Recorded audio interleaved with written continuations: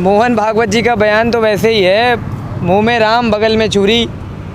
और जिस प्रकार से इनकी आज तक की संघ की जो कार्यपालिका रही है, कार्यशैली रही है, वो कैसी रही है। अब तो ये साबित करना चाहते हैं कि 100 चूहे खा के बिल्ली हज को चली। ये दिखाना चाहते हैं ये मुसलमानों को, अपनी पार्टी अपने तरफ आकर्षित करना चाहते हैं। लेकिन आजकल का मुसलमान इतना ज़्यादा समझदार हो चुका है कि वो जानता है कि इनकी कार्यशैली क्या रहेगी आगे। चुनाव आते समय तो इनके भाई हो जाते हैं, इनके बंधु हो जाते हैं। आज बता रहे हैं डीएनए भी एक है, तो हो सकता है कि जो इनके करणी सेना के हैं उनका डीएनए शायद अलग हो और बाकियों का डीएनए अलग हो, जैसा मोहन भागवत जी बता रहे हैं। और मैंने तो सुना है वो भाजपा के जो है प्रवक्ता भी हैं करणी सेना वाले। तो ये इस प्रकार से बयान अगर वो दे रहे हैं तो पहले उनको समझाइए ना जाके, उसके बाद आप ऐसे बयान दिया करिए।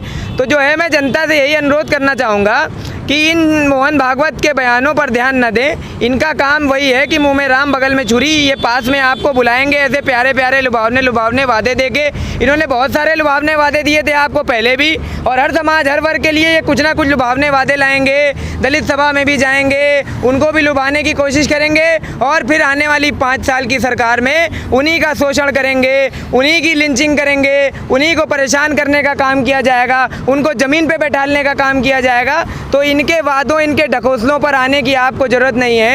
आप इस 5 सालों की बात करें, क्या विकास हुआ, क्या काम हुआ 5 सालों में पिछले उत्तर प्रदेश में या उत्तराखंड में या पूरे देश में 7 सालों में? क्या मोदी जी ने कोई एक यूनिवर्सिटी बनाई? शिक्षा पर सवाल करिए, स्वास्थ्य पर सवाल कीजिए, रोजगार पर सवाल कीजिए। सवाल सिर्फ और सिर्फ विकास के कार्यों पे होने चाहिए, ना कि इन धर्म के ढकोसले पे होने चाहिए, इन पाखंडों पे होने चाहिए। तो जनता जो है इस बहुत समझदार हो चुकी है, हर चीज़ को समझ रही है, अब इनके छलावे और बहकावे में नहीं आएगी। क्या ये सब चीज़ें विधानसभा चुनाव को प्रभावित करेंगी? बिल्कुल भी प्रभावित नहीं करेंगी। मैं आप सबसे भी यही निवेदन करना चाहूँगा, पत्रकार बंधुओं से भी यही निवेदन करना चाहूँगा कि लिंचिंग के सवालों को ज़्यादा मत उठाने की कोशिश करा करिए। सवाल करिए विकास पे, सवाल करिए इस महामारी में सरकार ने क्या करा, सवाल करिए कि आखिर बेड मुहैया क्यों नहीं करवाए, सवाल करिए कि पिछले 7 सालों में एक भी अस्पताल बड़ा क्यों नहीं बनवाया गया, सवाल करिए कि कोई भी ट्रामा सेंटर नया क्यों नहीं स्थापित किया गया। ऑक्सीजन की कमी, भारत देश जैसे भारत जो सबसे ज़्यादा ऑक्सीजन पैदा करता है, वहाँ पर ऑक्सीजन की कमी कैसे हुई? बाहर के देशों से ऑक्सीजन क्यों मंगाने की ज़रूरत पड़ी? सवाल होना चाहिए कि शिक्षा को क्यों दबाया जा रहा है। सवाल ये होना चाहिए कि जब महामारी आई तो शिक्षा को बंद करने का काम करा, लेकिन जो शराब के ठेके थे उन्हें खोला रखा गया। या इतना ज़्यादा ज़रूरी हो गया पैसा कमाना? एक तरफ तो आप कहते हो कि हमारे पास इतना पैसा नहीं है कि हम जो है लोगों को वैक्सीन उपलब्ध करा पाएँ फ्री में, और एक तरफ तो है आप जो है इतना पैसा कमाने की कोशिश करते हो।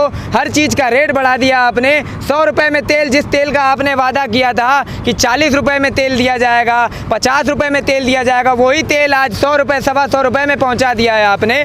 और आप बात करते हो कि आपने जो है बहुत सारा विकास कर दिया। इनके विकास सिर्फ और सिर्फ कागज़ पर होते हैं, लेकिन ज़मीन पर अगर आप देखने जाओगे तो वहाँ पर आपको टूटी फूटी सड़कें मिलेंगी, पानी में डूबा हुआ बिहार मिलेगा। उत्तर प्रदेश के पूर्वोत्तर राज्यों में किसानों को पानी नहीं मुहैया करवा सकते हो, और सबसे ज़्यादा जो है महंगी बिजली उत्तर प्रदेश के अंदर दी जा रही है। तो अब जनता को ये समझना चाहिए कि आखिर जनता जो है विकास के मुद्दे पर बात क्यों नहीं करती है, सिर्फ और सिर्फ भटक क्यों जाती है। लेकिन इस बार लोगों को ये चीज़ समझ में आ गई है कि भटक के नहीं जाना है, इन मुद्दों पर बात नहीं करनी है, लेकिन बात करनी है तो सिर्फ करनी है शिक्षा पर, विकास पर, रोजगार पर और अच्छे कार्यों पर।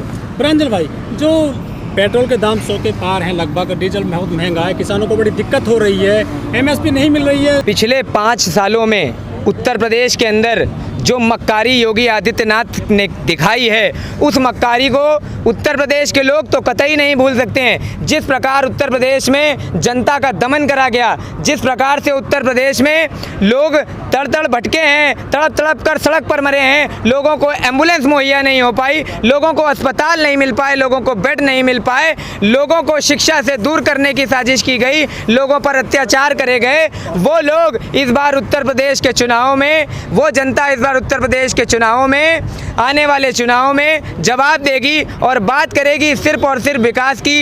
ये जनता इस बार भटकने वाली नहीं है। ये जनता से आप चाहे जितने भी छलावे कर लें, इस जनता को आप चाहे जितना भटकाने की कोशिश कर लें, इस बार बात होगी तो सिर्फ रोजगार, शिक्षा, किसान पर, मजदूर पर और जो पिछड़ा वर्ग है जिसे सबसे ज़्यादा सताया गया इस सरकार में, उस चीज़ पर सबसे ज़्यादा बात करी जाएगी। और इन भाजपा के लोगों को इस प्रदेश से क्या इस देश से खदेड़ने की पूरी तैयारी कर ली गई है। लेकिन इस बार जो अयोध्या में राम मंदिर का निर्माण शुरू हो गया है, बीजेपी को इससे फ़ायदा मिलेगा काफ़ी बड़ा?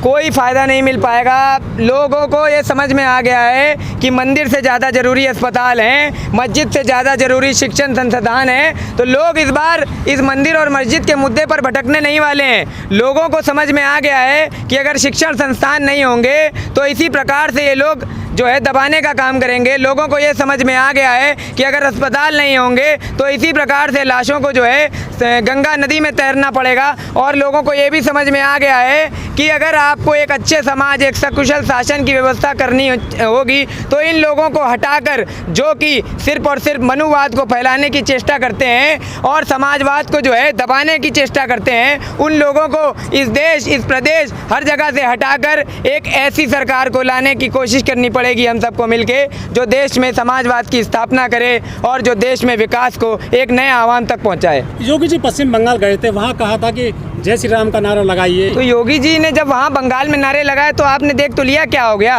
केरल में नारे लगाए तो आपने देख तो लिया क्या हो गया। तमिलनाडु में नारे लगाए आपने देख तो लिया क्या हुआ। इसी प्रकार से उत्तर प्रदेश में भी कई छलावे और कई ऐसे नारे लगाएंगे जिससे कि जनता का मोह भटकने की ये कोशिश करेंगे, भटकाने की कोशिश करेंगे। बल्कि ये नहीं बताएंगे कि पिछले 5 सालों में इन्होंने एक ईंट तक नहीं लगाई। ये नहीं बताएंगे कि सिर्फ नाम बदलने के अलावा इन्होंने कोई राजनीति नहीं करी। ये नहीं बताएंगे कि लोगों को दबाने के अलावा इन्होंने कोई काम नहीं किया।